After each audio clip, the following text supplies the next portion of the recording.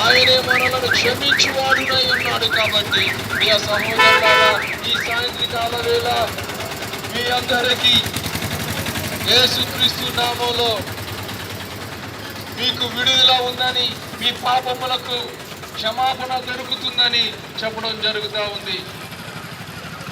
మనము చేసిన ప్రతి పాపమును ప్రభు క్షమించి ఆయన తన సొంత కుమారుని లోకానికి పంపి ఆయన మన కొరకు తన కుమారుని సిలువలో వెలగా చెల్లించాడు. ఆయన ఒక్కడే రక్షించువాడు, ఆయనే మనలను విమోచించువాడునై ఉన్నాం. మనము చేసిన పాపాలు, మనము చేసినటువంటి వ్యభిచారము, దొంగతనము, మోసము, కుట్రలు, ఇటువంటి వాటన్నిటిని విడిపించి మనలను ఆయన విడిపించేవాడిగా ఉన్నాడు. ఈ సాయంత్రకాల వేళ ప్రియ సహోదరుడా, ఈ క్షణమే నీది, రేపు నీది కాదు అని ప్రభు చెప్తా ఉన్నాడు. నీ క్షణము ఉండగానే నువ్వు మారు మనసు పొందాలని, నిజ దేవుడైన ప్రభువును తెలుసుకోవాలని ఆయన చెప్తా ఉన్నాడు. నీవు ఈ లోకంలో చేయబడినటువంటి ప్రతి ఒక్క కార్యముల నుండి, పాపము నుండి నువ్వు దూరముగా ఉండాలని, నీ దేహము దేవునికి ఆలయమై ఉన్నదని ప్రభువు చెప్తా ఉన్నాడు. కాబట్టి నీవు పాపము నుండి విడుదల పొందాలంటే, నీ కుటుంబంలో ఉన్నటువంటి సమస్యల నుండి రక్షణ, మారు మనసు పొందాలంటే, నిత్య జీవానికి నువ్వు వారసుడిగా మారాలంటే ఆయన ఒక్కడే మనలను విడిపించేవాడు. ఆయనే నజరేయుడైన యేసుక్రీస్తు. కాబట్టి ప్రియ సహోదరుడా, ప్రియ సహోదరి, ఆయన వలననే మనకు విడుదల కలుగుతుంది. ఆయన వలననే మనము విమోచన కలుగుతుంది. ఆయన వలననే మనము నిత్య జీవానికి వారసులుగా మార్చబడతాం. కాబట్టి మనందరము దేవుని మహిమను పొందుకొనున్నట్లుగా, ఆయన మనలను విడిపించి ఆయనతో నిత్య జీవములో వారసులుగా ఉండునట్లుగా ప్రభు మనలను అందరిని ఆశీర్వదించినట్లుగా ఆయనే మన కొరకు ఈ లోకానికి వచ్చి తన రక్తాన్ని కార్చాడు. తన రక్తాన్ని చిందించి మనకున్నటువంటి శాపము నుండి, మనకున్నటువంటి పాపము నుండి, వ్యాధన బాధల నుండి రక్షించి ఆయన విమోచన మనకు ప్రకటించాడు.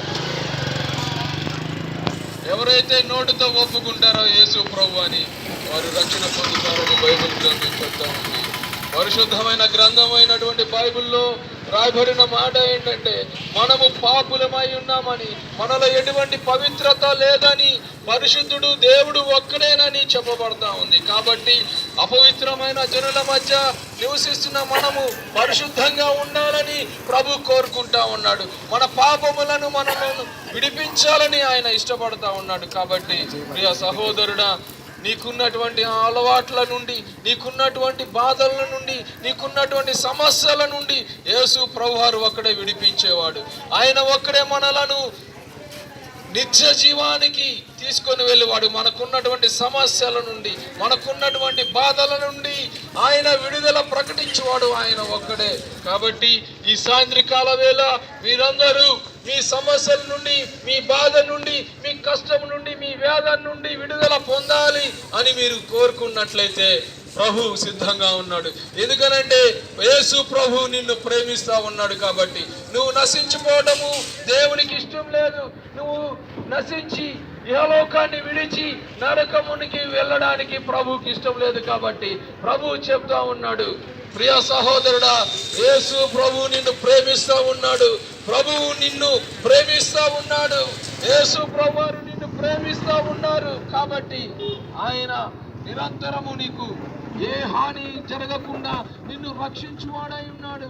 ఆయన కాపుదల దయచేవాడై ఉన్నాడు. కాబట్టి ప్రియ సహోదరుడు, సహోదరి, ఈ సాయంత్రకాల వేళ నువ్వు యేసు నిజదేవుడని నువ్వు ఒప్పుకుని మారు మనసు పొందితే, నోటితో ఒప్పుకున్నప్పుడు రక్షణ పొందుతావని ప్రభు చెప్తా ఉన్నాడు. నీకున్నటువంటి సమస్యలన్నిటి నుండి విడిపించి నిన్ను పరిశుద్ధుడిగా మార్చుకొని ఆయన నీ పక్షమున ఉండి నీకున్న సమస్యలన్నిటి నుండి విడుదలపరచువాడై ఉన్నాడు. కాబట్టి ప్రియ సహోదరుడా, నువ్వు ఎవరైనా కావచ్చు, నువ్వు ఎటువంటి వాడివైనా కావచ్చు, యేసు నిన్ను ప్రేమిస్తున్నాడు.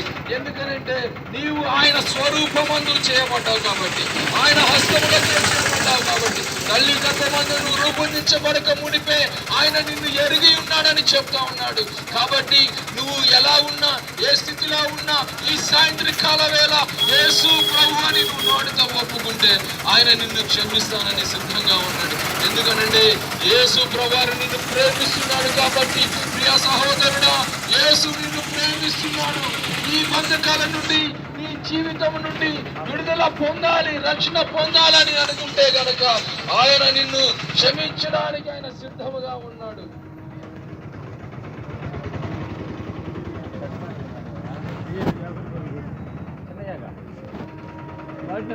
చిన్న